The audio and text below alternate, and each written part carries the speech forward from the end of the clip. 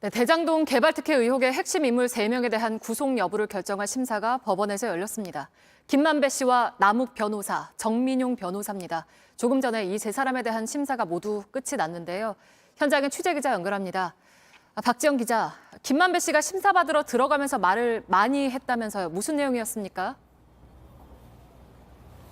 네, 최근 변호인을 통해서만 입장을 밝혀왔던 이 김 씨가 자신의 혐의 중 가장 큰 부분인 배임 혐의와 관련해서 적극적으로 이야기를 했습니다. 먼저 들어보시겠습니다. 배임 관련해서 이재명 후보 지침 따랐을 뿐이라 입장 어떻게 생각하시나요?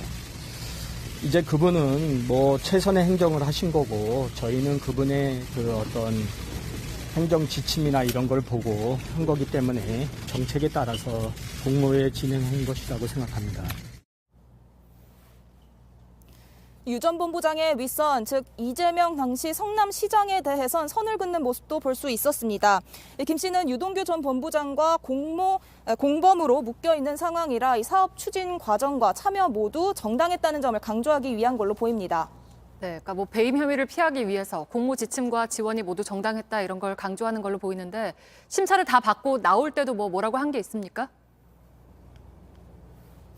나올 때는 자신과 반대의 입장에 있는 정영학 회계사에 대해서도 말을 했습니다. 들어보시겠습니다. 정영학이 설계하고 축성한 성을 정영학과 검찰이 공격하고 있는데 제가 이 방어해야 되는 입장에 섰더라고요. 이 막대한 배당 이익을 받을 수 있도록 설계한 사람이 바로 정영학 회계사라는 점을 강조한 겁니다. 특히 법정에서도 수사의 근거가 된 정 회계사의 녹취록에 대해 신빙성이 없다는 취지의 주장을 또다시 다툰 걸로 보여집니다. 네, 그리고 검찰은 김 씨뿐 아니라 남 변호사와 정 변호사 모두 배임 혐의의 공범으로 보고 있잖아요. 오늘 어떻게 진행이 됐습니까? 검찰은 대장동 4인방이 공모해서 성남도시개발공사에 최소 651억 원의 피해를 입힌 걸로 보고 있습니다. 이 부분과 관련해선 이미 재판에 넘겨진 유동규 전 본부장과의 공모 정황을 보여주기 위한 거고요.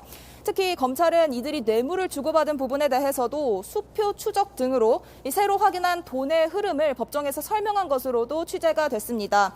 하지만 김 씨처럼 두 변호사 모두 관련 혐의를 부인하고 있는 것으로 전해집니다.